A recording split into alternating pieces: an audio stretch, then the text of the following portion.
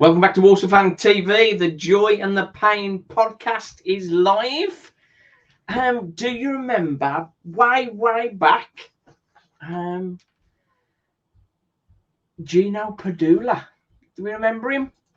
Of course we do. How could we forget?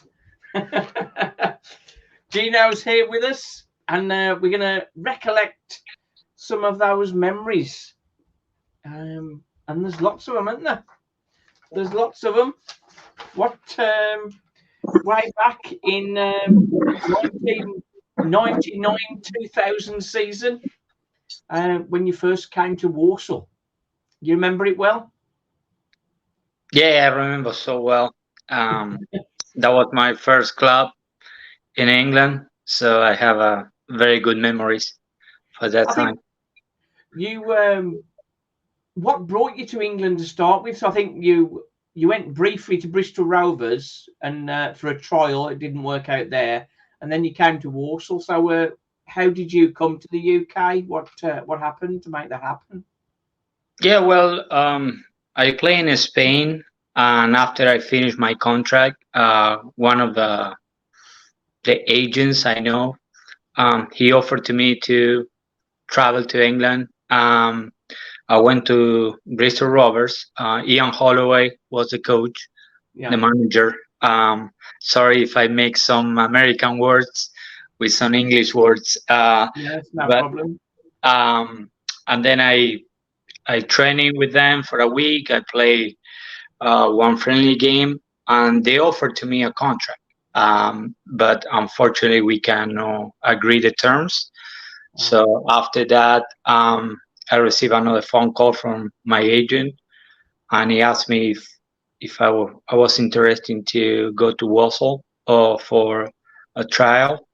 And I remember I training in Lilleshall, I think, for a week, and then I play a midweek game in Telford with the reserve team. And after that, that was a Wednesday, they offered to me a contract for a month. And Friday night, I went to the bench and I played my first game for Walsall.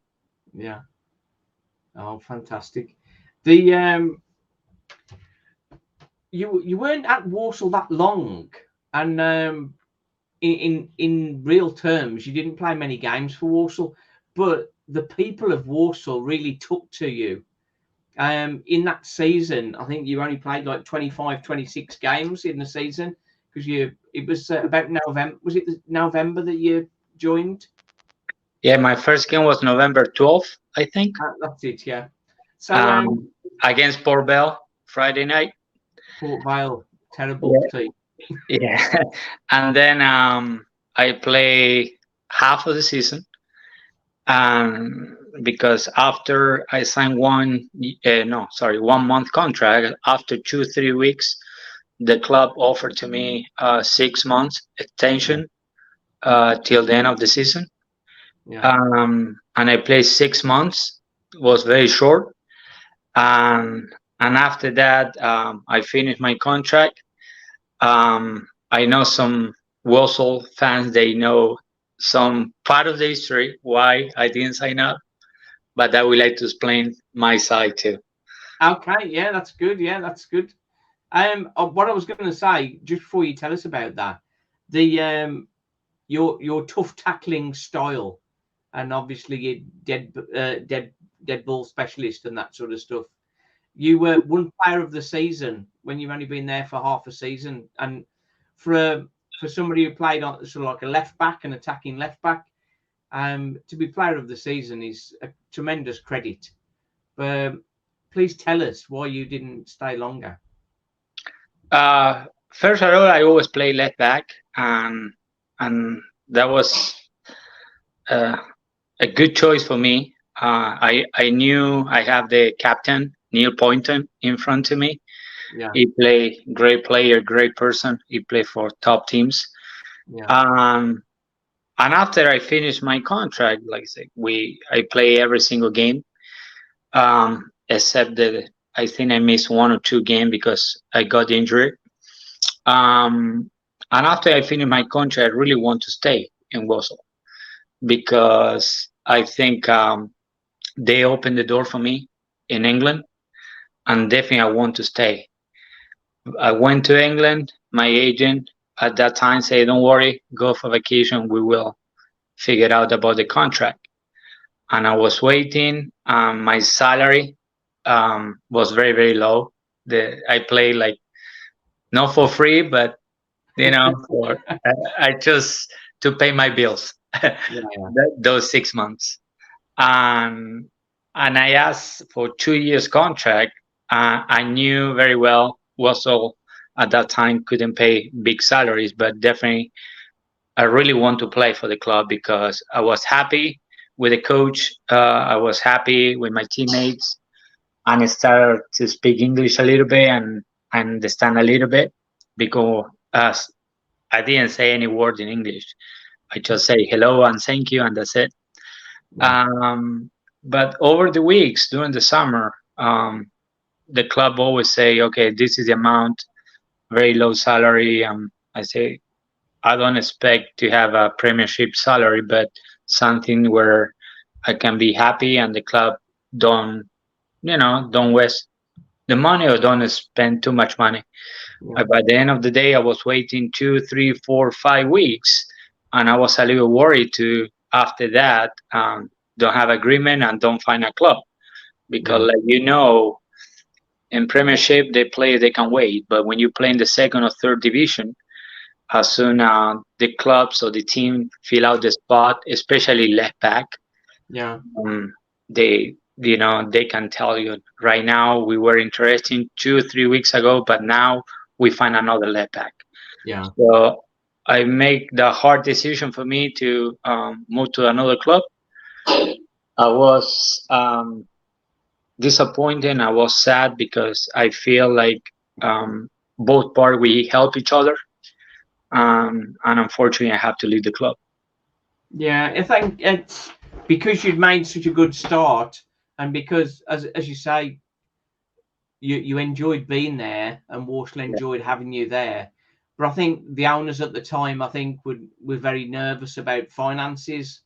Yeah, But I mean, they've got to be more decisive and to make a decision more quickly. yeah. You've I, got to, if we want you, yes. If we don't, no. We need to make a decision quickly. yeah. I knew how was the. I don't know how is the situation right now in Walsall, but at that time, I think we were the club with uh, the club who spent less money in the championship. Yeah. And I knew that very well. But Yeah. I believe in myself. I trust in myself and say, okay, if I can play for Warsaw 1 or 2 years, maybe in the future I can get a better deal either in Warsaw or in another club. Yeah. But at that time, also, I was with my girlfriend. She's my wife right now. Very good. Yeah. Like I say, I need to help my family and think of my family, but I don't want the Walsall fan feel like I asked for a lot of money. I just asked for apartment and to have a decent salary for the League Two because we relegate that year. Yeah. I think So when you joined Warsaw, we'd been promoted the previous season to what yeah, is now the championship, and it was always going to be a struggle. And when you joined us, we were sort of in the bottom three, bottom four. We was teetering on the edge, and it was always likely that Walsall would be returning to the division below, which was now what we would see as League One, of course. yeah. So it's a shame. You fell on your feet when you got to Queen's Park Rangers, though, didn't you? Yeah, well, after Walsall, I went to Wigan, Yeah. and I play 1 year for Wigan. In the beginning of the season, I get injury, the same injury I have in Walsall. I twist my ankle, and unfortunately, I couldn't start the season. And after that, Wigan have a big roster. They have like 28 players fight for the spot, and I couldn't play as many games. I think I play only one against Walsall, and I scored a goal. Yeah. Yeah. That is typical. That is that you played 4 games, I think, and scored 1 goal. I think. Yeah. Yeah, and I remember that game very well because um, I have a mixed feeling. I was very happy because I could play, but play against Walsall, um, I Yeah. knew that was a special game for me. Um, but it always happen when you play against your old teams. Sometimes you have a very good game, or it's not in my case, but you score a goal or something like that happen. It's very often that former players will go back to their old clubs and score goals or have a particularly good game quite often. So that's quite normal. At Queen's Park Rangers, the fans loved you there as well. Obviously, your style is the fans like the passion and the strong tackling, and you were very popular there as well. And particularly, you got Queen's Park Rangers promoted as well, didn't you? Yes. Yeah, Of course, in Walsall, I feel that support from day one in Walsall. I would like to everyone knows that because, like I say, I was very happy. The fans voted me Player of the Year with only half of the season. For me, was amazing. Yeah. But yes, when I went to QPR, the first 6 months I didn't play any game. They have another left back. When the coach Ian Holloway gave me the chance, I think that was January, 6 months after I arrived, and after the first game, we have a great connection with the fans. That year, we played the playoff final at Cardiff, and we lost. But I played very well that year. I don't know how many assists I have. I have some goals and some good performance. Till today, I have message from QPR fans, Walsall fans. I'm very happy because I was one of the first, not first Argentinian, but one of the Argentinian player who longest play in England. So I played for around 8 years, and I think before me, just Ardiles and Villa play that many years. But the connection with the QPR fan was amazing. Yeah, I think I read about the 8,000 away fans, and you were dancing with an Argentinian flag. That's a very popular view, I think, from your time there. But you had a very strange ending there as well, didn't you? What happened with that when you were released from Queen's Park Rangers? That was also quite strange, I think. Yeah, well, no, I don't know if that was strange or not. I played, I think, 3 years over there. And then the new chairman, a year before I end my contract, Gianni Palladini, he offered to me a new contract, and I signed a new deal for 4 years at that time. And after that year, Ian Holloway told me he was looking for a different kind of left back, and I told him I have 3 or 4 more years contract, and then he told me, you stay here, you cannot have many games to play because I would like to bring a different style of player. I always respect the coaches. I always respect what they decide. And I told him, I say, I'm not going anywhere. I'm gonna stay here. If I need to start from the beginner, like nobody knows me, I will do it because I believe in myself. And after a few weeks, we have an agreement with QPR, and then I moved to Nottingham Forest.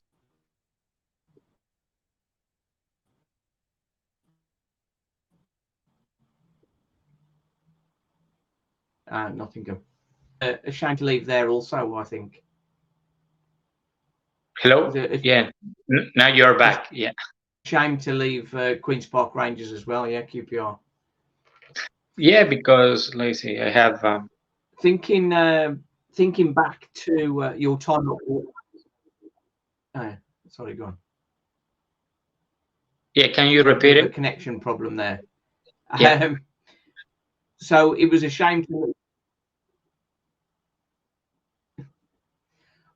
Thinking back to your time with Walsall, Yeah. which player did you enjoy playing with the most? Who was your favourite player to play alongside or pass to? Or To be honest, everyone was great that year, especially because they knew I didn't speak English and they tried to help me. Vivash, he always played next to me, yeah, and Matthias, he played in front of me. We have a good, Pedro, yeah, Pedro. We play so well together, and also we have Gabor Bukram. We have Ramo on top, Rack on the right. To be honest, we have a very good team, and we didn't deserve to relegate because, especially the last 6 months, we were so close. I think to stay in the championship, but we relegate in the last game. But I think with one or two more wins, we could stay in the championship. yeah. It was a shame. I think, but things happen, and but for you, your career in 2011, you moved away and you got your own academy now, haven't you? Yeah, let me say something. That the manager Grayson was a big part of that because he gave me the confidence to play every weekend. Especially in the beginning of a relationship, that was funny because when I signed the contract, he said, "I will offer to you a contract, but you need to cut your hair." I say, okay, I will do it. And 2 days later, say, "What happened? Why you don't cut your hair?" I said, "As soon you offer to me a long contract, I can cut my hair." Um, and he offered to me 6 months contract. I say, "Okay, now you had to cut your hair." I say, "No, but I say long contract, not 6 months." So, so I was lucky to keep my hair till today. You can see it. But he was a great manager, great person.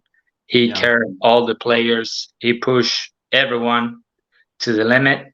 Like I say, if you want to play professional, you have to be professional, not just inside the field, also outside the field. But we have very good time with my teammate, not just inside the field, outside the field. They were amazing. I remember Jimmy Walker, who is still talking till today. A crazy guy, I think. Yeah. Yeah, I can tell you, he was one of the most amazing goalkeeper. Not just I play with, I see in my life. You know, his character was, very positive. Always, he tried to help every single teammate. Like I say, for me, I have very good memories for that locker room. Yeah, I think the friendship within the group is very often gives the results on the pitch, and yeah, in the championship, Walsall were playing against some very, very good quality teams. It was difficult. Yeah, but we always compete. That was very important. If you checked the standing, the game we lost, that was 2-1, 3-1, but we always compete with a very good team. But like I say, we not just spend time during practice or during games. We went out, we had dinner together. Sometimes we went to the bar. We meet with our wife. So that was like when you meet with a group of friends to play soccer. That was something like that. So I have one of the best locker room I play with. Yeah, that's brilliant. That's brilliant. The tell me about what you're doing with your academy. Well, after I finished in England, I moved to France. I played 1 year over there, and then I moved to Columbus Crew in the MLS in 2008, and then I had the pleasure to play in that club, and also we won the MLS Cup in 2008. 2008, yeah, that's it. Yeah, and after that I played, I think, 2 or 3 more years, and I always like to, when I play, I was like a coach inside the field. I was talking all the time. I tried to organize my teammate. And after I retire, I decided to become a coach. I get my A license. So I decided to open my own football academy or soccer academy US from 2011. And now I run the soccer academy for 12 years. So this is my 12th year. We are in Columbus, Ohio, in US. I'm very happy because we have good players, good kids, and good families in the academy. Yeah, it's different coaching kids and coaching professional soccer players.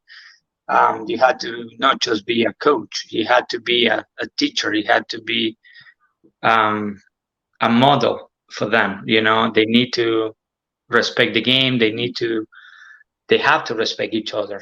And also our slogan in the academy is become better, because I think all the players deserve the opportunity to play football and improve day by day. So this is my 12th year running this club, and I cannot be more proud of that.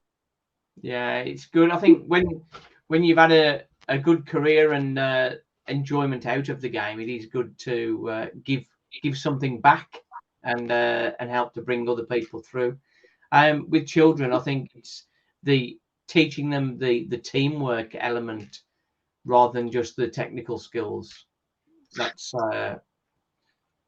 yeah, especially right now, soccer or football changed a lot in the last 20 years. I remember when I played in Argentina, we did a lot of fitness. The style of play is completely different in every country. But I tried to get all the positive things from Argentina, from England, from France, and from US. But I think sometimes the managers complicate the game too much, and I think the game is very simple. Yeah. Of course, you can decide to play with a different formation, but your team, I'm talking as a coach, your team try to play good soccer and try to leave everything on the field and play 110%, you can be more success in the future. But sometimes managers, they care just about winning, and doesn't matter how the team play. Yeah. But in the long term, if you don't have a plan, or you don't have some foundations in your team, I think this is not working well. No, I think with more recently with Walsall, our manager last season was. I follow the club. I follow the club every season. Yeah. Mike Flynn was playing way too defensive. He was trying to win every game 1-0, and sort of like we get a goal and then sort of sit back and defend. And you're always asking for problems there. Yeah, I think like I said, when first thing you need to it depends. If you join the club before preseason, you can evaluate what you have and what you need. Yeah. And when you join the club in the half of the season or with 3 months left, okay, I think mentally you had to prepare your players first and try to build the confidence. If you are at a struggle and you are in the relegation spot, I know you need results. And then next year we can see if we can play better. But from the beginning of the season, I think sometimes you need to take some risk. You need to try to play different kind of football. Yeah. Formations, of course, you can change formations, you can change players, but I think in football is everything here. Yeah. If you believe you can compete against any team, you can do it. because that was my mentality when I play professional. I play against top players, Ryan Phillips, Anelka, all those players. But when I play against them, I say, okay, they are human with great qualities, of course. They are top players, but they cannot beat me. And I think one of the best game I played in my life was against Man City, against Ryan Phillips. And I think by the end of the day, you have to give everything. As a coach, you can prepare your team for a week, for one game, and maybe after 5 minutes, everything you thought about the game is gone. Yeah. But I think in the long term, you have to play 46 games. Yeah. All right. So I think it is very important. Try to have a good bench, and every single player feel important in the team. Yeah. Because I have coaches who just take care of the first 11 or 12 players, and the rest of the players, they don't feel important. Yeah. But I think every player is important in the team. Everyone is different. I'm not agree with coaches say everyone is the same. This is not true in my opinion. Everyone is different. Yeah. Everyone have different personalities. And that's it. Some you want to put an arm round, and some you need to push.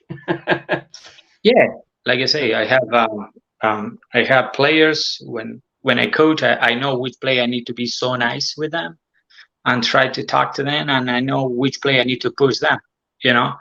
But take time to know how they are, because it's not just about football. When you are a manager for a professional soccer team, those players, they have families, they have kids, they have wife, and they have problems outside the field.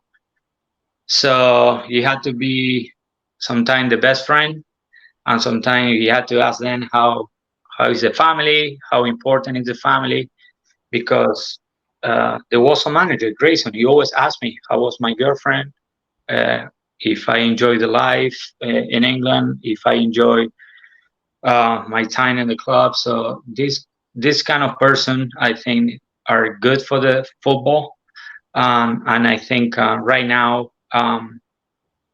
football was always a business, but right now you compare right now the money is around. You cannot compare with 20 years ago. No, it's madness now. It's madness. But I think it's very important. Try to, if you coach a team, say, okay, this is what I expect from my players. They have to show you every single practice they want to play, because I cannot guarantee the spot in my teams if they don't run, if they don't leave everything on the field. Doesn't matter if they are the most skillful players in the world, but Messi is only one. So that's why everyone need to play for the team. Yeah, that's it. Then to 100% effort. And when you're managing players, it's you're managing the whole person, not just the person who can kick a ball. Yeah, of course. The whole person and then the whole squad the same.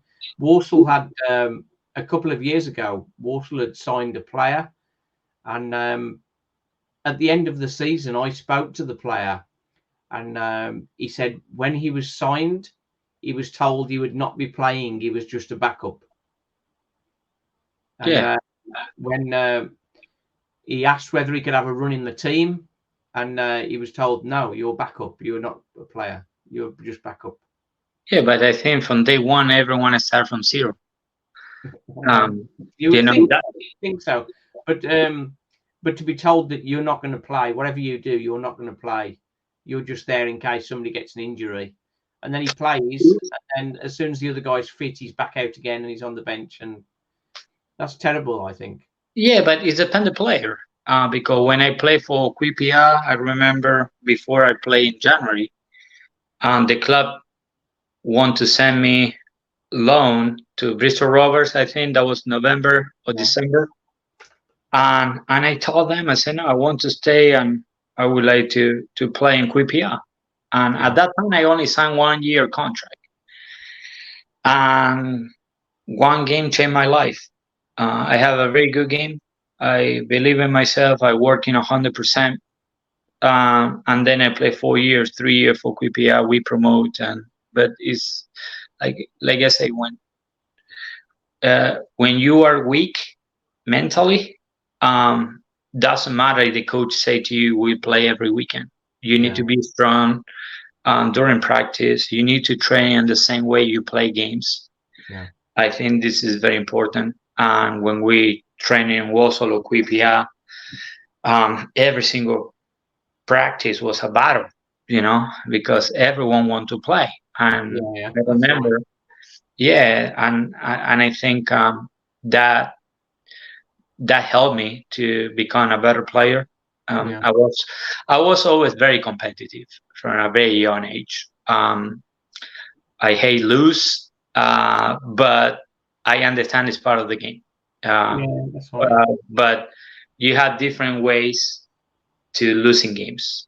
Yeah. Good ways when you leave everything on the field and the other team is better than you.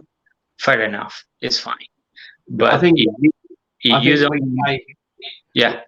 we say that winning is not everything, but wanting to win is everything. Yeah, of course. If you gave everything on the field and you couldn't win, that's okay. I tried. I did my best. But when you see players who they don't care, that hurts. Especially when you see the fans.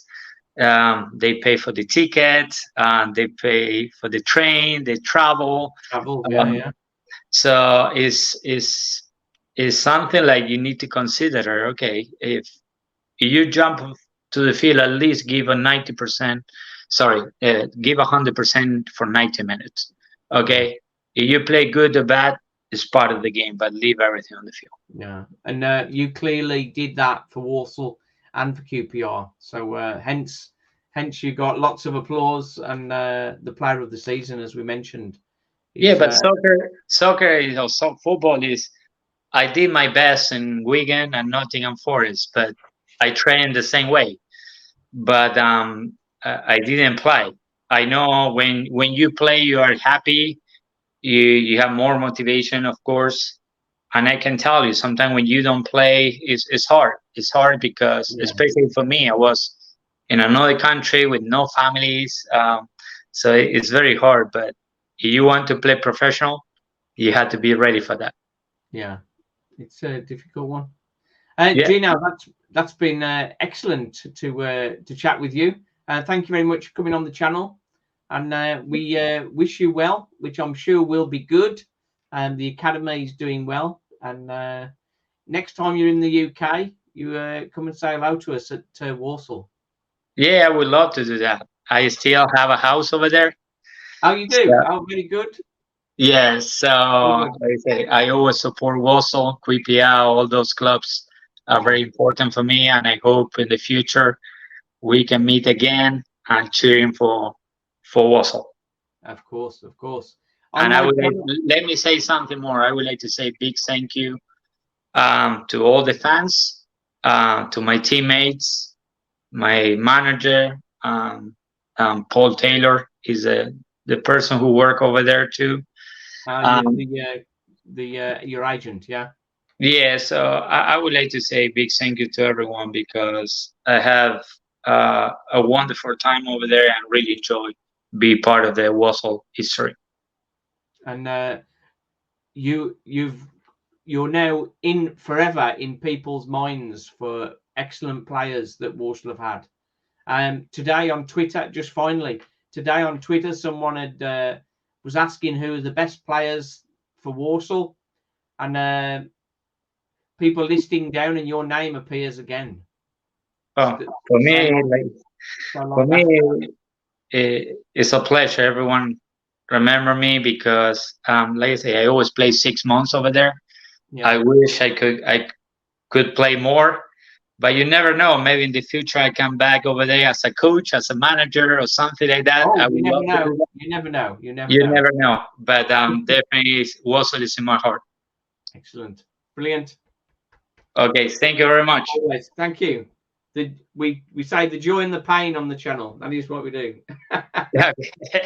Thank you. Nice shirt. Thanks for watching. Thanks for listening. Cheers.